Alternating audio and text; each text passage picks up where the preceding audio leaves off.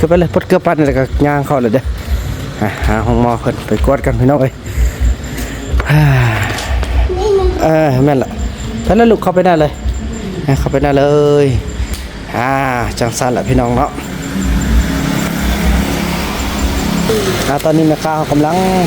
ไล่ค่าเนาะฮิได้บ่ฮิวคุณอันถึกอยู่230,000โอเคเนาะได้หมดส่วนละไปเตรียมเดินทางกลับกันโดยกลับกันเนาะจังซั่นแหละพี่น้องกลับกันเนาะขอบใจ FC ผู้มีน้ำใจแบ่งปันเหมือนฟ้าบันดาลให้สร้างรายการ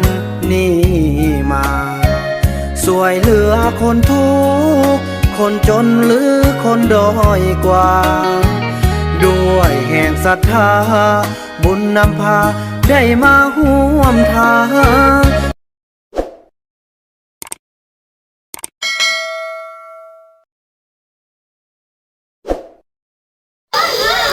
สบายดีท่านผู้ชมเนาะคลิปนี้ก็เป็นคลิปที่ลูกกินข้าวเลยบ่กินข้าวแล้วอีพ่อไปกวดเลยกินข้าวอิ่มๆก่อนลูกเนาะโอ้เป็นอิ่มแล้วพี่น้องได้กินข้าวอิ่มแล้วบ่นี่พี่น้องเอ้ยเนาะโอ้กินข้าวกินน้ำกันหมดละโอ้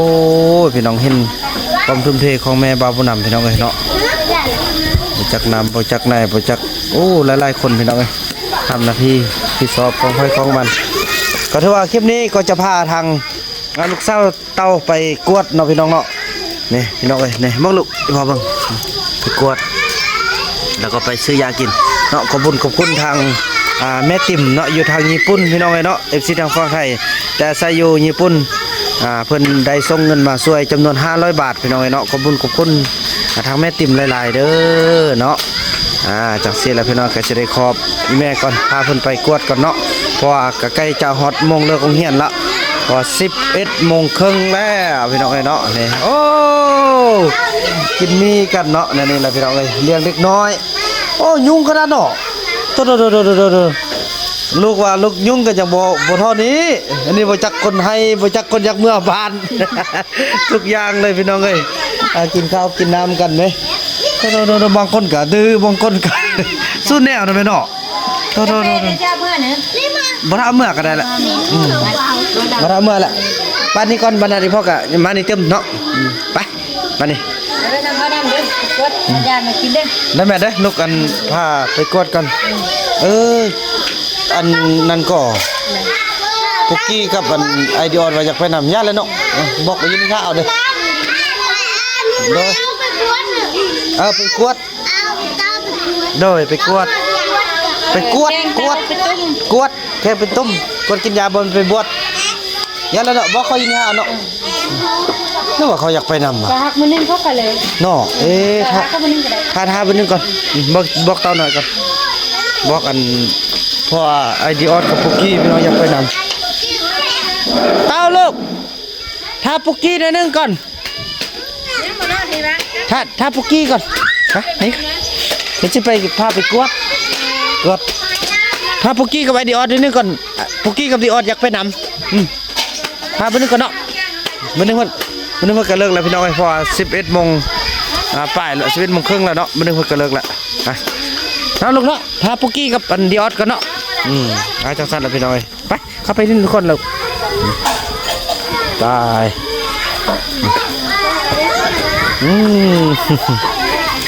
ดีใจพี่น้องเลยเนาะไปลิ้นมันยาก่อนพายดิหรือว่าลูกจะไปนั่งลิ้นโต๊ะลิ้นนั้นก็ได้ลูกลิ้นตำนั้นก็ได้เนี่ยเขาก็เริ่มออกแล้วเดี๋ยวเพื่อนเขาก็เลิกแล้วนี่ห้องไอเดียเนาะอยู่นี่ห้องไอเดียเนาะพี่น้องเนาะ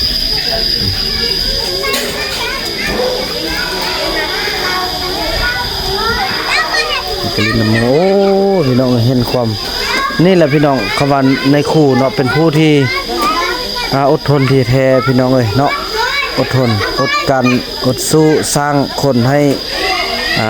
มีความโหพี่น้องเลยจากจุดเริ่มต้นเด้นี่นะจุดเริ่มต้น ที่กันช่วยเนาะนี่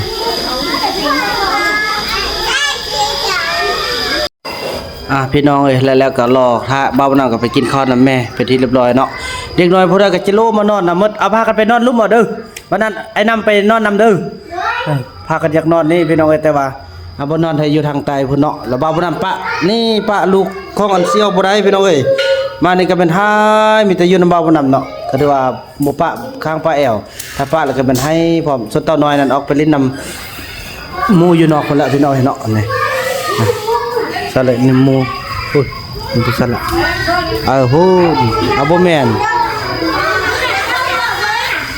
เลยอ๋อต่อไปพูดไปลงไปนอนน้ำยาไปนี่พูดไอเดียออดการเริ่มเลิกเฮียนละเนาะเลิกเฮียนแล้วก็จะมันกับปุกกี้มากินข้าวแล้วก็มันพูดมาแล้วคุณเนาะคนบอกพร้อมเล่นบอกว่าคนปุกกี้เนาะตั้งย่างมาแล้วปุกกี้นี่แหละพี่น้องก็เฮ็ดให้อันเต่าน้อยกำลังเฮียนได้เลยด้วยมาแล้วด้วยอันนี้ป้าบ่ได้ยินดีพ่อบ่ไปใช้เด้อยืนกันดีเนาะให้พี่น้องเอ้ยไปใช้ก็มีแต่เด็กน้อยติดไปพากันลงไปนอนน้ำมันอันครูติ้งเด้อไปเจ้าน้อยไอ้น้ำก็สิลงไปนอนน้ำไปไอ้ไปคนเครื่องใส่เครื่องไอ้เด้เครื่องบ่ได้เอามาลืมบอลลืมบอลสั่นไปลงไปเลยไปหลายน้ำสิน้ำลักไปผู้ใดก็ติดพี่น้องเอ้ยโดยเฉพาะนี่อันนี้นะปะข้างไปแอวบ่ได้เลยไปแล้วก็ให้โอ้ยลายอันนี้เป็นลูกอันของอันเซี่ยวที่ว่าอยู่ในสมัยเฮียนม.6 ปีสุดท้ายโอ้มาแล้วเยี่ยวไปโดยกินข้าวเด้อกินข้าวแล้วกินข้าวแล้วก็เกี่ยมไปกวดน้ำกันไปกินข้าวนี่แม่ไปลูกพาอันไปกินข้าวหรือว่ากินอยู่เรื่องที่บอกเขานะอันนี้บอกไปซะเป็นพ่อเฮ้ยลูกมั้ยเฮ้ยมานั่งอีพ่ออีกมั้ยโอ้ยนี่ปะกับบ่ได้นะนั่งนี่เอานอนน้ำพ่อนี่พี่น้องเนาะซื้อนาเดียนี่โอ้ซื้อนาเดียปะบ่ได้พี่น้องปะละหายมีแต่อยู่น้ำเบาบ่นำได้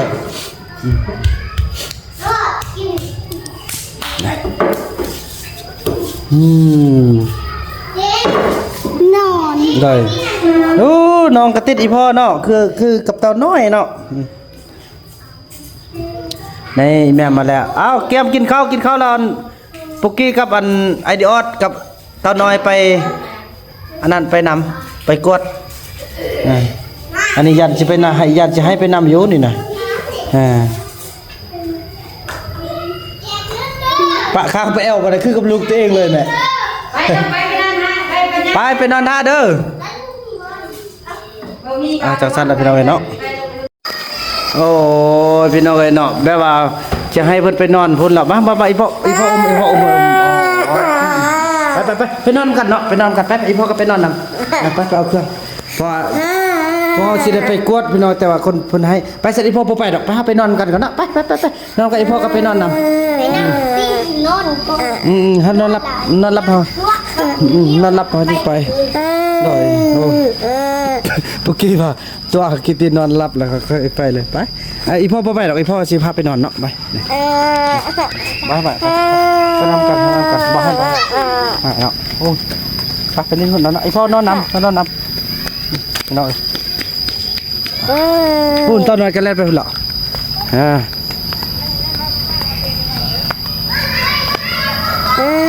นี่โอ้ยพี่น้องขอบคุณทางพี่ใหญ่ใจดีที่ว่ามาแต่สหรัฐอเมริกาที่ช่วยปู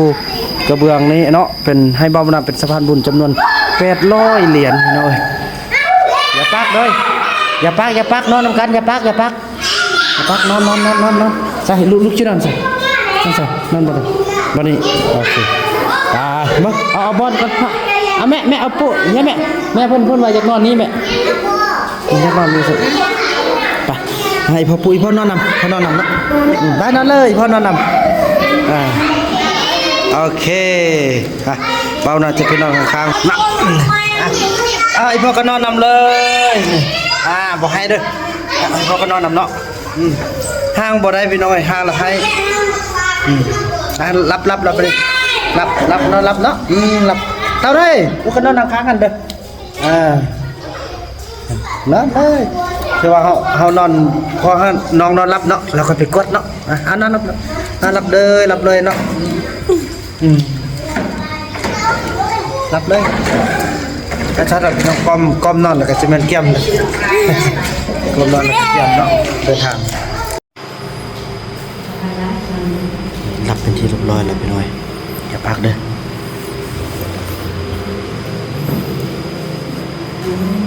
ได้ไหมเด้อก็เหลือมันนั่นแหละคือซักได้ทั้งหมดโดยเลยพี่น้อยถูกกว่าสิรับได้พี่น้องตรงกอมบ่อยห้างเลยเนาะไปแล้วเขาก็จะมันเอา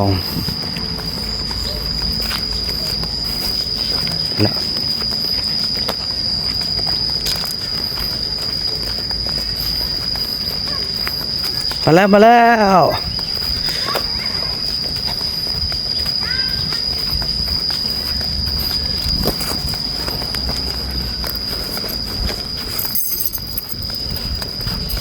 ย่าขี่นั่นรถยืนนั่นรถเลยขึ้นรถเลยไปตาพาลูกพาเนี่ยให้แม่เอามาแล้วไอเดียจะไปซักกันเม็ดยีบานหรอไปขึ้นนั่งเลยปุ๊กกี้ขึ้นนั่งเลยมันเปื้อนมาจะให้เฮ้ยหุ่นรถตู้มาแล้วหุ่นหุยรถตู้จะไปโวยไปรอเดินงานตรงนั้นเลยนั่งนั่งได้เลยพี่น้องจังสันละเดินทางพบกันต่อไปเนาะโอเคเรียบร้อยไปซักแบตไออันเมื่อไรน้องบ่มาโรงเรียนโอ้ไปซักแบตปลาแล้วก็มาเลยเนาะไปเอาไอ้นกได้เอาไอ้นกไปตลาดเลยเนาะเมื่อไอ้นกอยากกินมากมายกินอย่างเนาะน้ำอยากกินขนมมากมายกินมากมายไปซีมกันน้ำอยากกินมากมายกับขนมเด้อน้ำร้านก็อยาก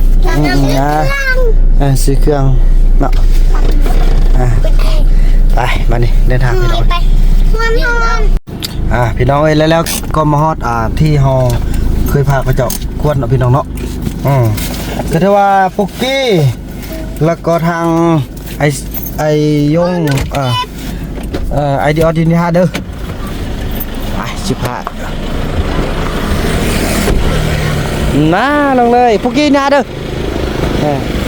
อย่าค้ำเถอะลูกดูว่าไปขับเลยไปลูกนี่ไปกวดบ้างเนาะโอ้ยเนาะพี่น้องเอ็นโต้ยเนาะไปจังสันแล้วไปโอ้พี่น้องเขาจะเปิดเพลงเนาะ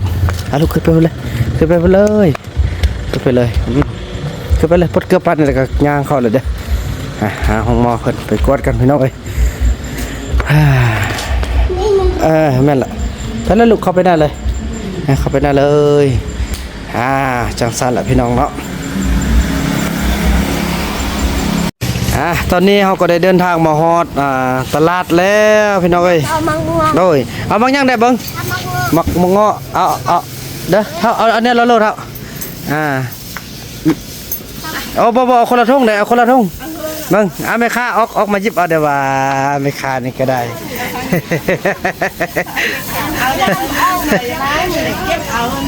บ่เอาเนี่ยเราเด้อเบิ้งขันยักได้แบบเด้อเราเอาเนี่ยเราโลเลยบ่ตกปนกันเอามาเงาะโลนึงก่อน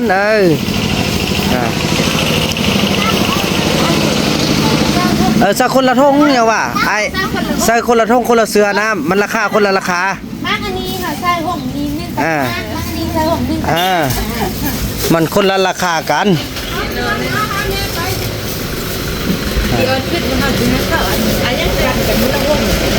บ่แม่นปัดกับคนละทงเอาไปกินน้ำกันนั่นแหละเอาเสื้อบ่อยากมันปนกันพอคนละราคา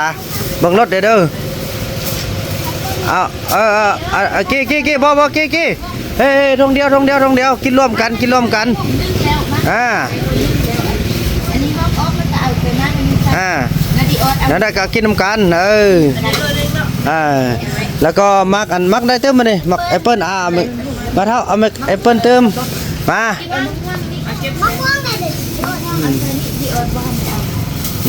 อันนี้ละโลนี่ละโลเลยนี่จังซั่นแหละพี่น้องเอ้ยเนาะพอสร้างความลึงเคยความให้ทางลูกเต้าพี่น้องเอ้ยเนาะไอ้เติมน้อยนึงน้อยๆโลไฟเอาหมกม่วงบัดนี้นะปั้นก่อนเถอะเอาไหมเอานั่นละโลอันนั้นละโลหมกโมดเอาบ่เต้าเอาหมกละมุด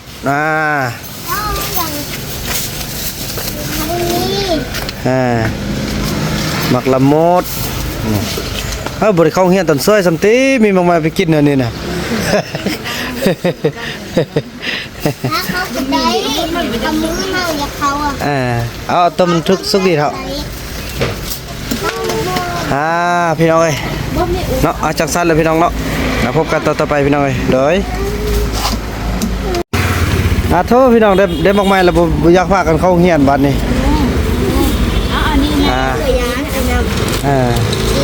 ยากว่าย่างกันนะตอนนี้แม่ค้าเขากำลังไล่ค่าเนาะที่ว่าได้เท่าอย่าเมื่อกี้กระทึกอยู่380,000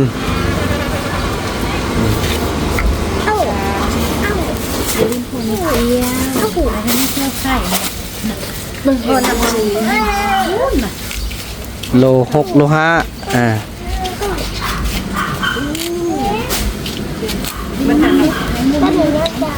เท่าไหร่ครับ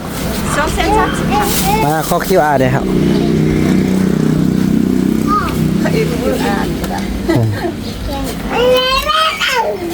เฮ้ย2 เส้นอะไรก็30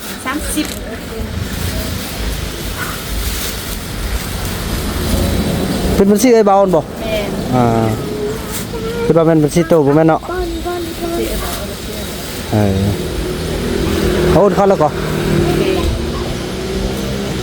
ทายเพิ่นแลนี่230เนาะได้แล้วโอเคฮิ้วได้บ่ฮิ้วได้บ่ฮิ้วคุณอันถึกอยู่230,000โอเคเนาะได้หมดส่วนแล้วไปเตรียมเดินทางกลับกันโดยกลับกันเถอะจังซั่นแล้วพี่น้องกลับกันเนาะตอนนี้เฮาก็มาฮอดนี่แล้วพี่น้องเอ้ยจะได้ส่งลูกๆของเฮียนเด้ออย่าเด้อลูกเด้ออย่าเด้อเดี๋ยวไอ้กำเบิ่นมีท่านี่ฮะเด้อย่าลูกอันนั้นแบ่งเอาเลยอีพ่อจะไปเมียนพุ่นเฮาเพราะว่าอะไรพี่แล้วมันไล่ระยะไล่คนยันขอให้กินกันบ่ให้กินกันใส่ดูต้นเนาะไปเบิ่งเอาแบ่งมาแบ่งแล้วเรามื้อแรกเรื่องเฮียนเราไปกินอายุเฮือนไอไปไว้อยู่เฮือนเด้อเรามาเอิ้นเต้าน้อยไปน้ำปูน้ำยาพร้อมกันเด้อจะกินไหมเอาเปิ้ลกินไปเอาเปิ้ลมาเลยเบิ่งเอาด้วยเดี๋ยวมั้ยไอ้นั่นมาคุดเด็กเขาอยู่หนูมาพ่อเพราะว่านั้นลูกเฮาไอ้นั่นเอากระเตะก่อนเลยลูกจับเอาเด้อจะยันพ่อไปป้าลูกเอาแล้วเราเอามันยังตึ๊บเด้อลูกน้ำไปกินเพื่อนบ่น้องกินดีเด้เดี๋ยวไปกินเพื่อนเอาไหมตัวได้เสียกินอยู่เฮียนไปซ่าก็มีแต่น้อยให้ยูฮันก็เป็นลูกเซี่ยวเสร็จแล้วลูกเอามันยังตึ๊บลูกมาไม่เปิ้นพลหน่วยเด้อมาอันนี้ไว้กินที่บ้านเอาเนาะมันเปลือกแห้งเด้อเอาเลยอันนี้กินสบายยุ่งเหี้ยนเลยลูกไปเลยลูกไปหาญาเด้อเรามื้อแรกเราเมื่อน้ำญาเด้ออีพ่อจะเอาหมกไม้ไปเมียนยุ่งเหี้ยนละท่าเด้อลูกเด้ออีพ่อยุ่งเหี้ยนท่าเด้อพี่น้องพ่อไปตู้เย็นนะเด้อฮะแล้วเข้าเหี้ยนต่อเลยแล้วมื้อแรกอย่าไอ้อะไรสิได้ไปนั่นเด้อไอ้สิได้ไปอันนั้นไอ้สิได้ไปบ้านก่อนแล้วมือบางเทื่อกับมื้อแรกไอ้สิกลับมาเพราะว่าจะได้เอายาเอาหยังให้เต้าน้อยกินได้เด้เพราะมันต้องได้กำกับการกินยาได้เริ่มต้นมื้อแรกจะให้กินเอาเพราะว่าเนาะไปปุกกี้ไอ้นั่นเอากระเป๋าใส่กระเป๋าน่ารถ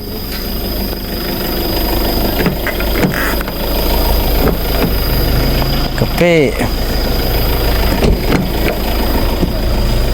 ตัวใดอันนี้ของใส่แล้วส่วนที่เหลือแล้วอันนั้นไอ้นำไว้ตู้เย็นเด้อปุกกี้ก็ได้โอ้ยแสดงพ่อบ่โทรมาจากเทื่อนึงอันนั้นก็พ่อขี้ยาพี่น้องจนได้ปะกันทนสัตว์ปุกกี้ให้เพื่อปากเพื่อท้องสันต้องย่องไล่ๆเด้อไอเดียออดเด้อนี่ออกจากเตาหน่อยได้แล้วเริ่มพยาย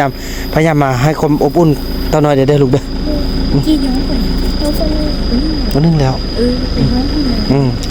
เราบัดเมื่อเราเมื่อแรกเราเมื่อเอาเตาหน่อยมาเด้อโอเค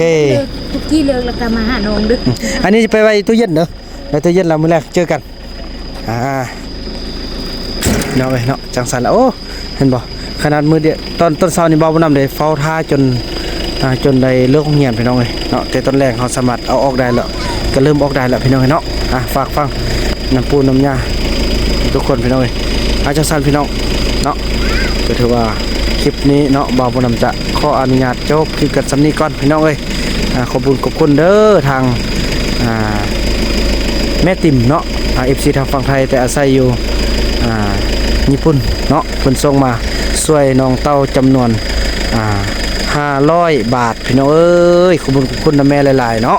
ขอให้แม่อยู่ดีมีแห้งเจริญร่ำรวยเด้อเนาะอย่าเจ็บอย่าเป็น